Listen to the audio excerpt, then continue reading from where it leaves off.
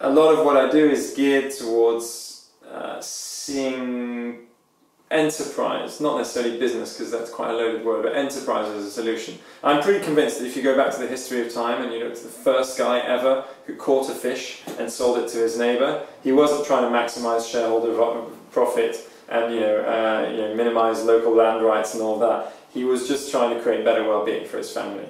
Primarily now I actually run a startup which is a mobile application to find your friends called Echo. But yeah, for the last few years I've been doing a lot of consulting with companies big and small. So big companies, be it Nike, Shell, Danone. I also work with small sustainable companies because they tend to be the ones that are really much more bold in the types of solutions they're imagining. So for example, I work with a company called Cotton Connect that's trying to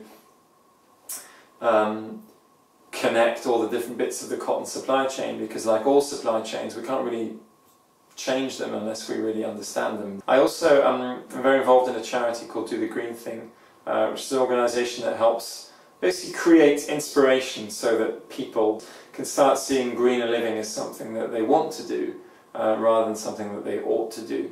So we've made lots of different films, products.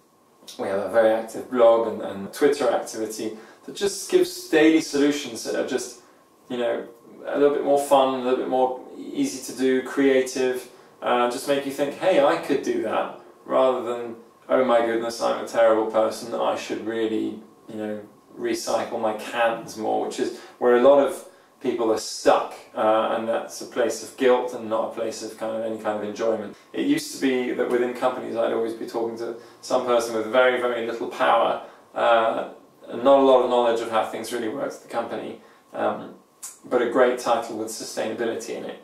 And in recent years I'm finally working with people called CEO, CMO, lots of other things, because all of those people understand at a business level and also to some degree at a personal level that this is a vital agenda for the business. We keep acting as if the economy is this great thing that we need to worship and respect. The economy is an intellectual construct that we made up in our little minds, and we're a very, very definite subset of another thing called the environment, which is in our hearts and lungs and everything else, in which we can't live without. So anyone who talks to me from a structure where it's economy first, people next, and the environment last, I go, like, do you understand anything about human life? And let's get things kind of back the other way. Now you might be able to conceive of a society where we never need to exchange any goods or indeed create any goods. I haven't managed that yet, and I definitely think that some form of business will be the key to any society, and that business today is probably one of the most influential actors in creating change. But it's not business as we know it, that's for sure.